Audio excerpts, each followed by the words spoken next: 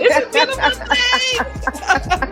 We in 6 countries. That's Yes. what I mean. So that's the thing that stands out to me. Shout out to everybody. Shout out to everybody. We love y'all. Yes, thank y'all for listening. Greetings, everyone, and welcome to the channel. I'm Coach Deb, representing one half of the Healing Corner podcast. If you're interested in booking a consultation as well as service or a reading, go ahead and check me out at debshealingcornerstone.com. I'm Coach Yamz, owner of Healing is Work Coaching, and I help millennial professional women to live on purpose unapologetically and to help them to stop doing shit out of obligation. If you need help with that, reach out to me, Coach Yamz, YAMZ.com. Hello, friends, and welcome to another episode of the Healing Corner podcast.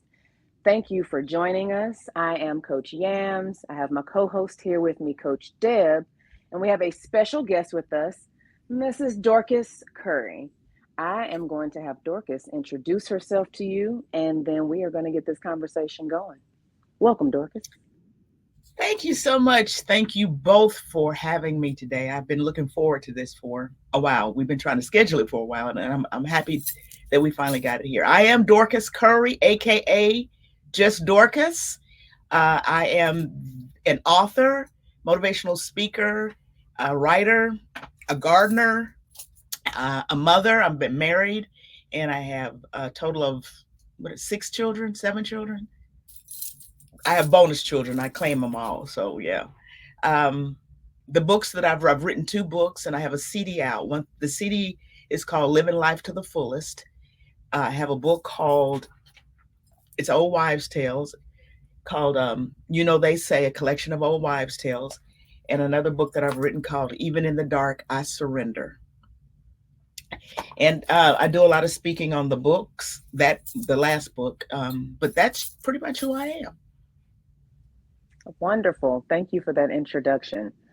So I want to know what led you to write your book, Even in the Dark, I Surrender, and when did you write it? Okay. What led me to write the book? The title of the book is Even in the Dark, I Surrender, My Journey Through Job Loss, Divorce, and Breast Cancer. I was going through a lot at around 2008, 9, 10.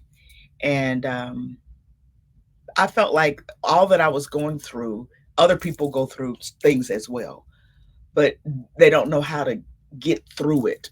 So I had to make a process for me to get through it, because I was going through a divorce, lost the job during that time, and found out I had breast cancer during that time as well.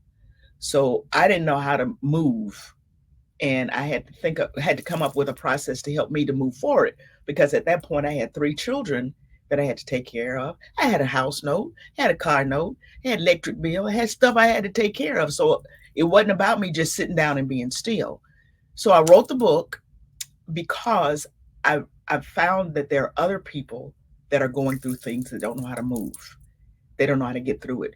So the title, Even in the Dark, I Surrender, came because you can surrender even when you can't see how.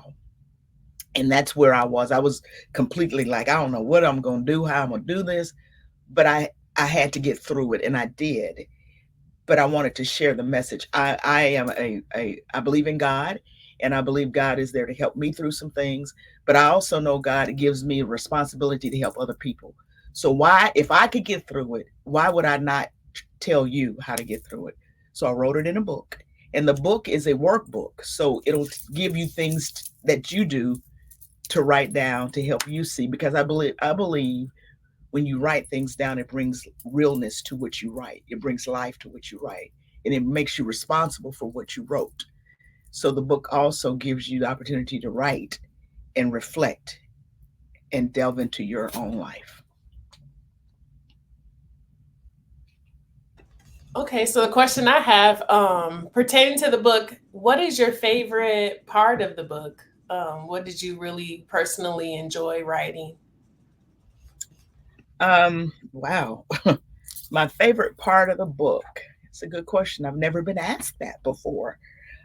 I think it is where I had to, so daily I had to keep myself focused on surrendering. And I found that the song I Surrender All was my go to help me get through stuff. So in the book, I talk about the song I Surrender All. Um, and I think that was my strength, because because you can't surrender a piece of it. If you're gonna let God take care of it, you're gonna let God take care of it. And we as women, we as humans, we'll go pray. We'll say, God, help us, and leave our burdens there. But as soon as we get through, we take it right back up and we take it with us when we walk off. So I had to learn to surrender all to Him. And the other part of the book that um, resonates a lot to me today, I didn't know this was going to be my favorite part of the book, was my message that my dad gave me. He gave me a message when I was writing the book, and Daddy passed last year in February, and Mama passed in August last year. So 2023 was not happy for me, all. But Daddy wrote a message for me then, and now I see that as so endearing, what he said to me, and it's in my book, so I carry it with me all the time. I would like to know your definition of surrender and what surrender in action looks like, or not in action, like actually letting it go. What does surrender mean to you? Okay. Surrender, first of all, is acknowledging. You got to know what it is you got to surrender. Uh, we get into situations where there's a whole lot of stuff going on, and you just, oh, I'm just going to surrender to God. But you don't, you got to, first of all, you got to identify what it is you're surrendering. If it's the stress at work, if it's my health, if it's a relationship, whatever it is, identify, I need to surrender that, whatever that is. Say my health. Let's even be more specific. Dorcas had to surrender the weight of being a single parent, divorced, and having breast cancer. So I had to surrender things, identify them. Now, when you surrender, you decide, I got to take my hands off. I can't fix it. It doesn't mean you don't acknowledge it. It's there. But it means you don't get in there to try to fix it. Okay? You're in quicksand, and somebody is trying to help you out, and you're flailing and trying to, they say, stop, let go, let me help you. You surrender your efforts to get out and let somebody else pull you out. You don't forget that you're in quicksand, but you do move back out of the way and let somebody do the other part. Does that make sense? Okay. And what was the other part? Did you ask me something else? Oh, okay. So I wanted to know, I know you said that you have like portions of the book where people can write down their thoughts and things. Is that Mhm. towards the end, or do you have it like separated for chapters, or did you have a whole separate book that comes with the book? How does that work? It's throughout the whole book. So there are different pages. I don't know if you can see that or not, but they're different at the end of the chapter, or there's different things that you can write and discuss. Like for instance, I say, write down the things that you know you need to surrender, and you have lines to do that. I have a thing that says, list things in your life that have become a burden. List those things in your heart that you know are weighing you down to the point of being motionless. Keep in mind, if you're not truthful with what you write here, you will continue to be in that same motionless spot in your life. Writing down things often helps bring realization to its presence. So write honestly. So that's just one section. But that those kind of things are throughout the whole book. I like that because that can be used as like therapy for people to be able to like, have like, it's like a self-help book. That's what that sounds like. I like that. Yeah, yeah, yeah. Thank you. I was wondering if you had any stories to share about the process of writing the book. Like, how long did it actually take you to think about the process that you needed to get through, lay it out, go through whatever? Because I've never been an author yet, but I do Mm-hmm. know that there is like processes to get through to actually take a thing from idea to conception. Mm-hmm. Tell us about your process of going from I want to do this to like actually making it tangible for people. Okay. So the process started because, well, let's say this. I'm a playwright. I forgot to say that earlier, but I write plays. I direct plays. Excuse me. I write plays and I direct plays, and I've been writing forever. When I was a young kid, a young child, I would write. So I've been writing for a long time. But when I got to the point of going through this divorce, now in the book, I've been married twice. No, I've been married 3 times, divorced twice. They didn't do what they were supposed to do to keep this prize. Okay. I'll just put that out there. So I decided, Dorcas, you're going through a lot of stuff. Start writing it down. But I wasn't writing it down as a journal. I was writing it down as my book. I had already decided it needs to be in a book. I need to help people because that's what I like doing. I like to listen and help folk. So I just decided I need to start writing my process down, what I went through. It took a while because I was going through it as I was writing it. So that is a challenge in itself because you start putting stuff down and you looking at it and saying, "Wow, that's a lot." So sometimes you have to move away from it so you can breathe and then come back and write again. So it took a minute to get it done, but just knowing that this is coming up with the purpose for why I did this first. Why am I doing this? And then putting categories to what it is I want to share in my book, and then putting that out on paper and writing and going through that process is how I kind of got started. And then my husband with the publishing company, um, I started writing before I met him. Well, let me say this. I started writing before we started looking at each other with googly eyes. We've known each other for a long time, but I invited him over and was talking about the publishing company. And this was before we got married, and we talked and whatnot. So after we started liking each other, like friends, we talked about the book, and he got it published for me, and we got it. And the title came up with what I said earlier. Even in the dark, I surrender. I didn't know how I was going to get through this because I was going from being married to being single to being a breast cancer patient to going on welfare and still trying to pay a house note. I didn't know how I was going to do that. It was dark. So even in the dark, I surrendered because I just knew, God, okay, it's yours. I'm going to move back so I can breathe. There you go. So my question is, where can people find your book? Is it like an online thing that you have to order through online, or do you actually have it in stores?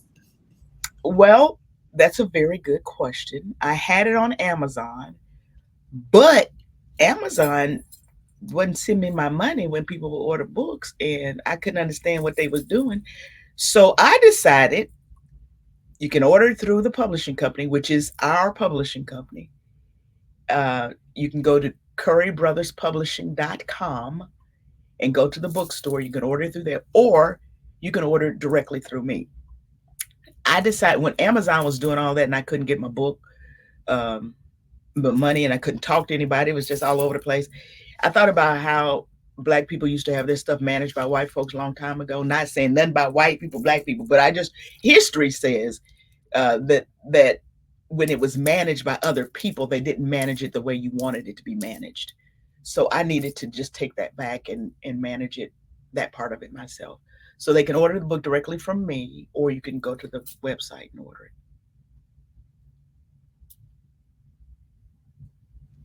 I wanted to know if you had any books brewing in you right now.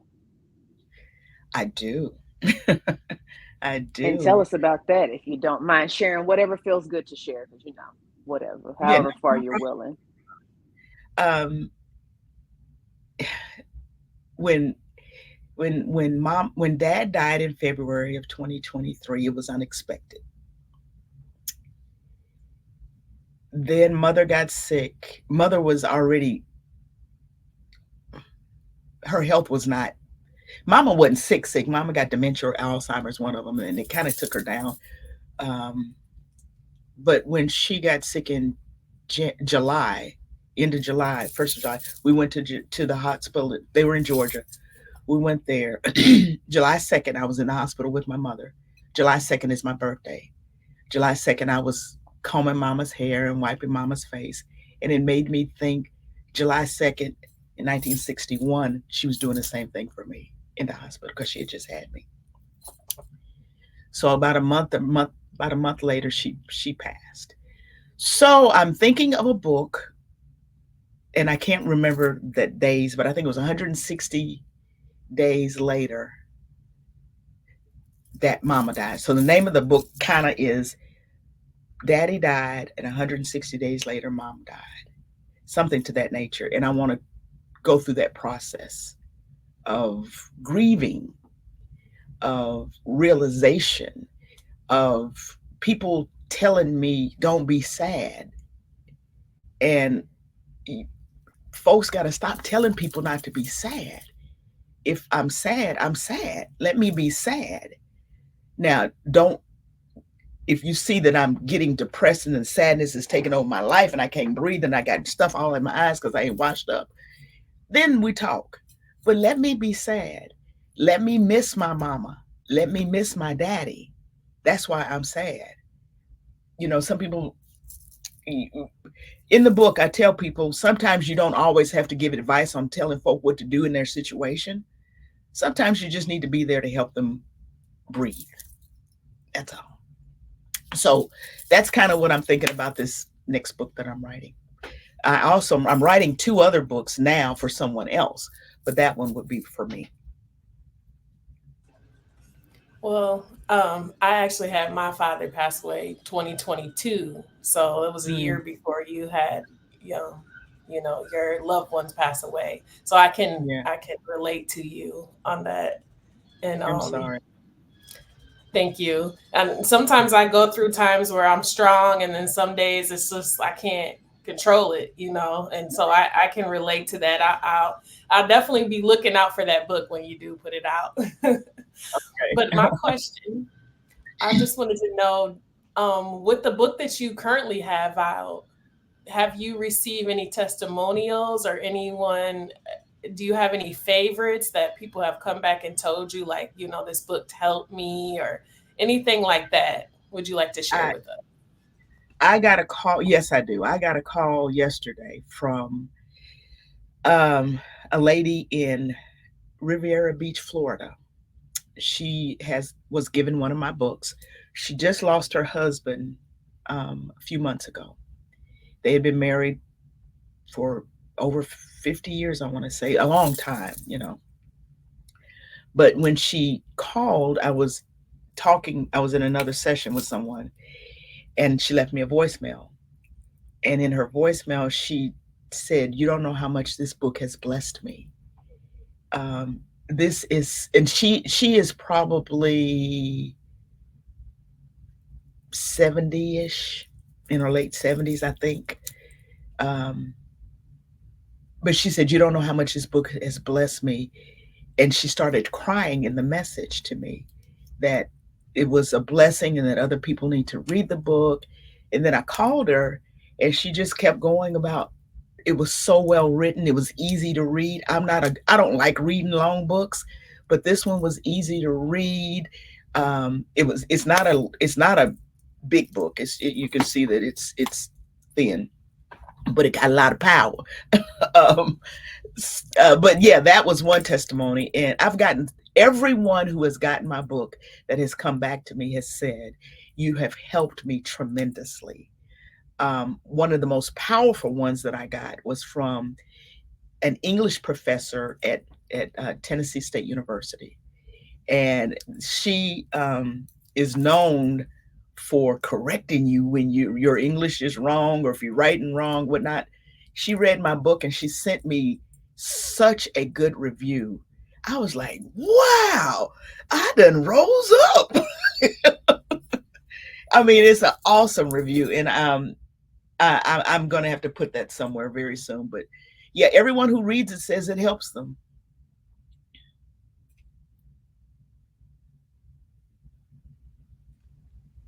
My question, I love that.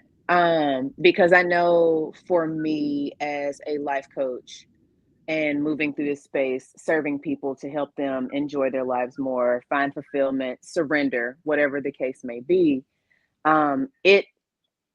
it lights me up to be an inspiration to other people to help them through their journey. So I love that. Mm-hmm. My question for you would be, what's something that you have learned about yourself um I'm trying to think of how I want to ask this question.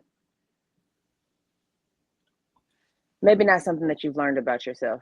Let me start my question over. What's some of the tools that you use currently in life that came from your book? Do you still use those tools, or because you've gotten through that, those tools don't serve, or have they been modified?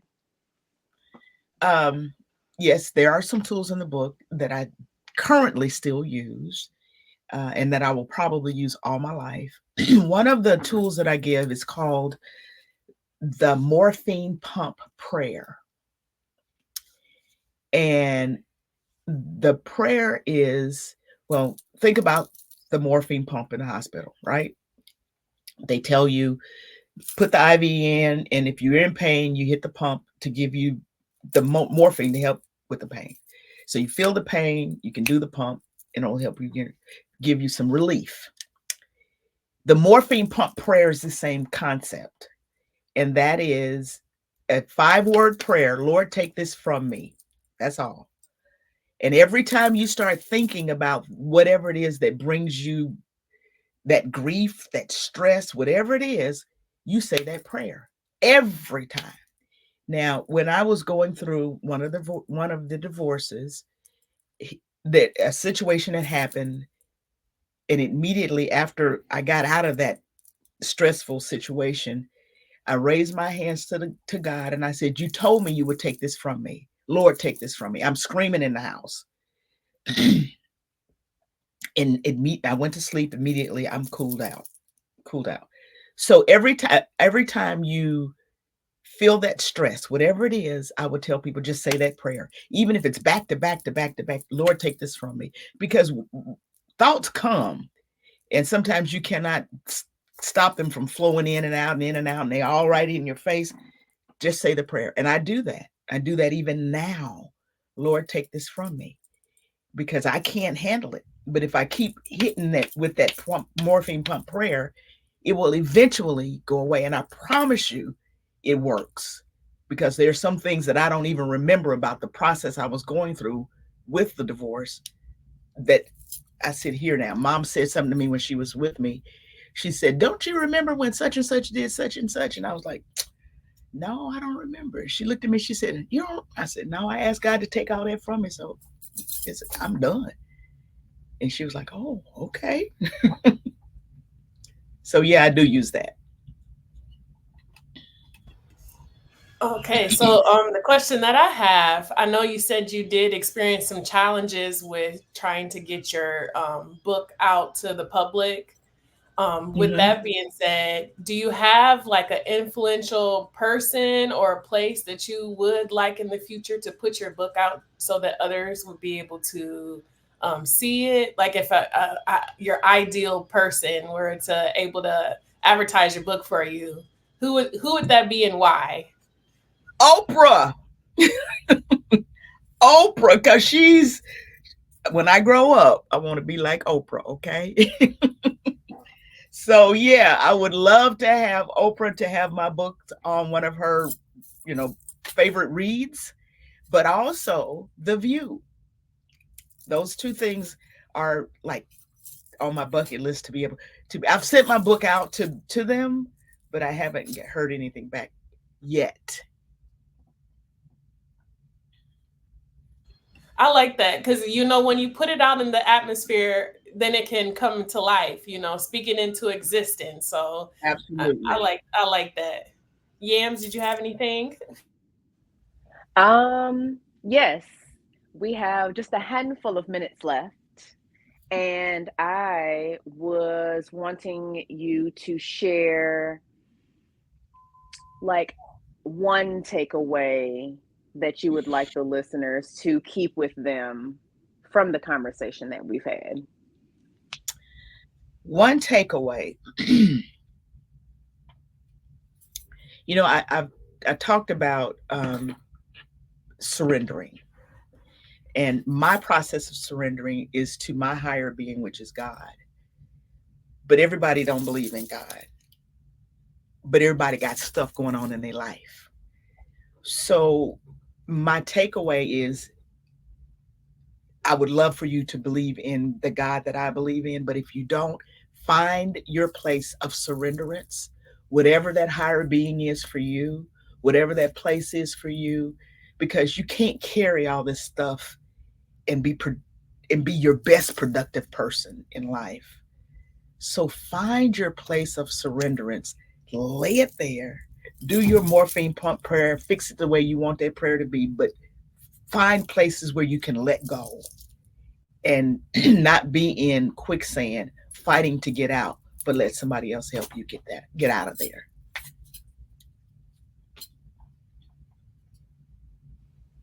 Deb, did you have anything that you wanted to ask before we wrap things up?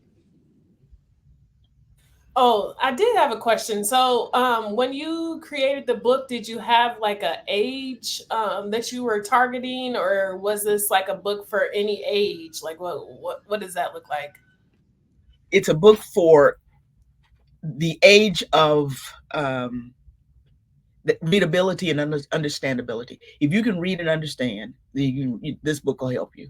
If you're 10 years old and you can read and understand, the book will help you. If you're male or female, it will help you. If you're 70, look, the 70-year-old lady called me and told me that it helped her. So if you can read and if you can understand, and if you can process, and write, you're good. And here's the thing, the book is good for book clubs, like intimate book clubs that you don't mind sharing your process with. It's good for, I've spoken at ladies' day programs or ladies' events, Bible classes, in intimate groups of people that would like to know a process of getting better. We all need help. And whoever can benefit from the help of the book is who needs it. Thank you, thank you. That's all I have, Yams. And then before we have you say where people can find you, and if you want people to connect with you on social media or anything like that, before we do that, I wanted to ask if there are any things that you're excited about that's coming up that you wanted to share with people, events that you may be speaking at locally or further away. What are some of the things that you have coming up where people could tap into what help and goodness that you're giving to this world? Yay, I will. I just finished producing and putting out an interview that I did with Darwin Mason Jr. I forgot to tell y'all this too. I'm co-founder of a group called Shades of Grace Sisters. And it is a group that works with bringing racial harmony within the church, because the church is the most segregated place in the world on Sunday mornings, okay? That's what Martin Luther King said. So I am co-founder of that that event.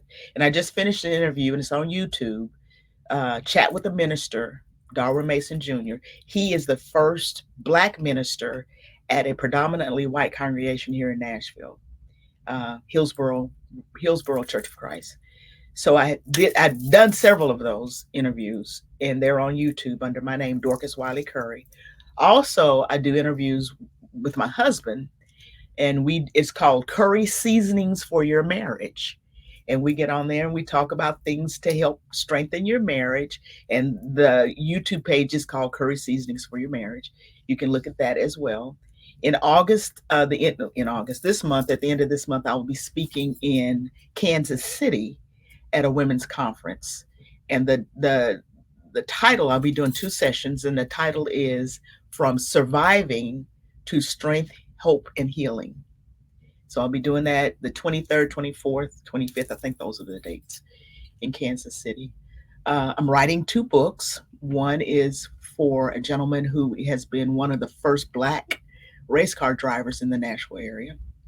And the other book is the Mr. 100. I'm not sure if you're familiar with Chef Sterling Wright. I'm writing a book for him as well. So those are kind of the things that I'm doing at the end of this year to get me through. And that's enough. No, I'll take more. But there you go. That's what I got. Well, I think that is everything. Thank you so much for sharing your story, for sharing your knowledge, for sharing your time with us. And yeah, we appreciate you for being here. Thank you, listeners, for tuning in to the Healing Corner podcast. If you have gotten anything of value, even if it was just one sentence, share it with somebody, like, subscribe, and we'll have all of the information for connecting with Dorcas down below. We thank y'all so much for joining us every second and fourth Saturday, and we're going to get out of here. Y'all take care of yourselves. Thank you, ladies.